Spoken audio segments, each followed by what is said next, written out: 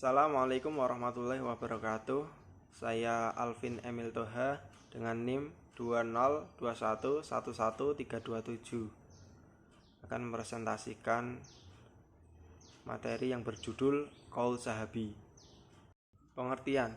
Secara bahasa, kata qaul adalah masdar dari qala yaqulu qaulan yang berarti al-kalam, yaitu ucapan dan perkataan, dan bentuk jamaknya adalah aqwal.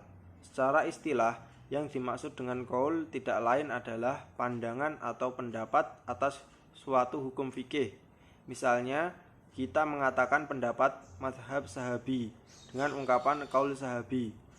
Hampir semua kitab usul fikih membahas tentang qaul sahabi, meskipun mereka berbeda dalam keluasan beritanya, juga berbeda dalam penanamannya. Ada yang menanamkannya dengan qaul sahabi, ada juga yang menanamkannya dengan fatwa sahabi.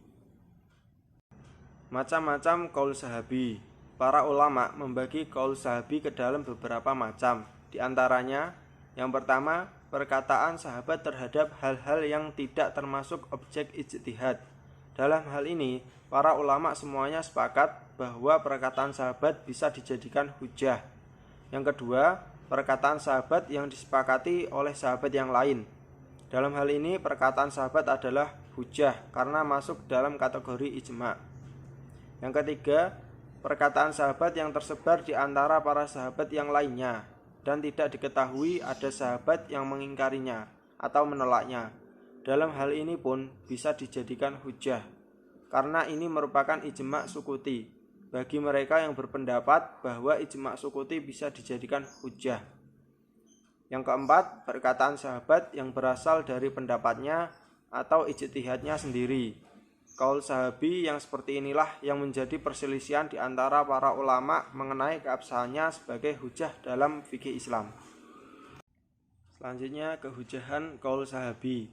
Ulama usul memiliki 3 pendapat. Di antaranya adalah: yang pertama, satu pendapat mengatakan bahwa mazhab sahabat atau qaul sahabi dapat menjadi hujah. Pendapat ini berasal dari Imam Maliki, Abu Bakar Ar-Razi, Abu Sa'id, sahabat Imam Abu Hanifah, begitu juga Imam Syafi'i dalam mazhab qadimnya, termasuk juga Imam Ahmad bin Hanbal dalam satu riwayat. Yang kedua, satu pendapat mengatakan bahwa mazhab sahabat atau qaul sahabi secara mutlak tidak dapat menjadi hujah atau dasar hukum. Pendapat ini berasal dari jumhur Asy'ariyah dan Mu'tazilah. Imam Syafi'i dalam mazhabnya yang jadid atau baru, juga Abu Hasan Al-Harha dari golongan Hanafiyah. Yang ketiga, ulama Hanafiyah, Imam Malik, qaul qadim, Imam Syafi'i, dan pendapat terkuat dari Imam Ahmad bin Hanbal menyatakan bahwa pendapat sahabat itu menjadi hujah, dan apabila pendapat sahabat bertentangan dengan qiyas, maka pendapat sahabat didahulukan. Penggunaan qaul sahabi oleh para imam mazhab. Yang pertama, Imam Abu Hanifah.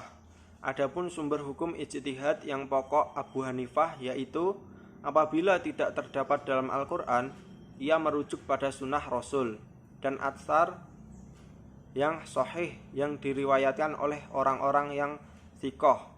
Dan bila tidak mendapatkan pada keduanya, maka ia akan merujuk pada qaul sahabat.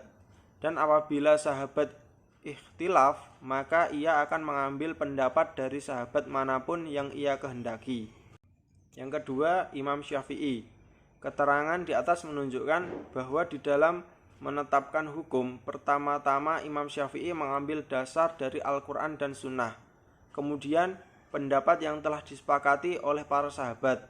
Setelah itu, pendapat-pendapat yang diperselisihkan tersebut tidak mempunyai hubungan yang kuat dengan Al-Quran dan hadis. Maka dia mengikuti apa yang dikerjakan oleh Khulafaur Rasyidin, karena pendapat mereka telah masyhur dan pada umumnya sangat teliti. Yang ketiga, Imam Hanbal. Imam Ahmad bin Hanbal menggunakan metode al-hadis dalam beristinbat. Adapun sumber hukum yang dijadikan sebagai landasan yaitu Al-Quran, Sunnah, qaul sahabi yang tidak bertentangan, hadis mursal, hadis dhaif, qiyas, dan sad al-dar'i. Sekian dari saya, terima kasih. Wassalamualaikum warahmatullahi wabarakatuh.